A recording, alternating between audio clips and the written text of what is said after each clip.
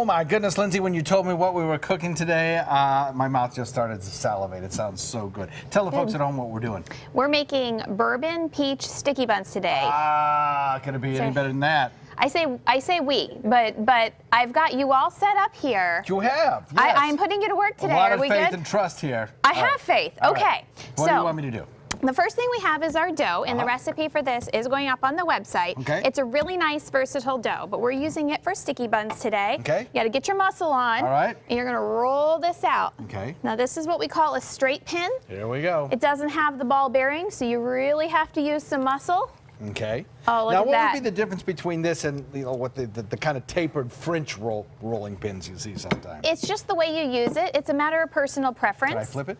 Absolutely. And we want the ugly side up. See, this is the ugly side with the creases. Okay. That's what we're going to roll into the middle. How thick does this have to be? In other words, how much work do I have to do here? You're aiming for about 1/8 of an inch, but I'm okay. going to show you a way to we're not going to say cheat, to maybe flub that just a little. Okay. So that's looking good. It doesn't have to be perfectly rectangle. Overall, you're going for a square to rectangle shape. And you're doing this with peaches too, which are wonderful because the peaches right now are just, they're fantastic this year. They are so good. They're just about to go out of season, which is why we wanted to do one last special in the restaurant before we lose our peaches. So you can stop rolling. That looks perfect. All right, hold on. And next, we're going to add just a little butter. Life is We're good. going to call that a little. I'm a really, you know, when it comes to it, I'm a terrible baker because I'm supposed to measure everything, but then I see butter and it's really pretty, so we just keep on going. You can't have too much butter is what you're saying here. Well, oh, look at that. That looks so good. So we've covered that in butter. When folks at home do this, does the dough have to be refrigerated or chilled, or can it be room temperature? It is easier to roll when it's chilled. Okay. So I always recommend leaving it in the refrigerator for 2 to 4 hours. Just so that it doesn't do that stretch back so much. Otherwise, you're going to roll it and it's going to shrink right back again. Gotcha.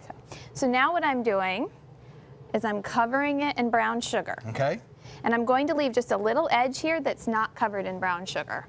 On one side? On one side. That's going to help the roll stick. That's the sealable side. That's right. And then I'll let you cover it in peaches. And do we, are we stingy with these, or do we just No. pile them on? We pile them on. All right, let's do the whole thing. What do you say? There we go. We've just created a sticky bun that we may not be able to roll, but it's going to be so delicious. So good. That's the important part anyway, right? Absolutely. Okay. Now we're going to start at the chunky side, and Okay. if your dough is a little thicker than you want. Are you saying that this dough is a little thicker than we want? I'm not saying anything, but yes, it's a little thicker than we want. So you're going to pull this back just a little. So you're stretching the dough out as you roll it. Right. And that'll help it to be a little thinner as you go. Then by the time you get to that edge, your butter seals it off. And then you fix any little lumps that we're going to act like aren't there. See, isn't that beautiful? It's like a baguette. Yeah, with peaches. Awesome. With peaches. Cut into about roughly 1-inch sections. So you're going to do that before you cook it? Yes. Okay. And then also, this is what we call sticky bun smear. I've added our local honey and bourbon into it. So you cover the bottom of your pan. And you do. lots You make of smear. a lot of. You've been very good to the honeybees in this town. We have. You've got lots of hives going on, lots of additional bees for the health of our entire environment. Actually. Absolutely. Our golf course has beehives that our amazing grounds crew out there has been taking good care of. So we're making our own honey in-house, which is what we're going to finish these with. So you're going to let these proof. Just put a damp towel if you have a damp towel at home. Just set it right over the top. Sit it in a warm area about an hour until they double in size. Then stick them in the oven. At what temperature? 350 for And voila! And while you about finish 20 that minutes. up with the frosting and the honey, I want to remind people that the recipe for this is on our website, mysuncoast.com, and we're going to show you the final product here.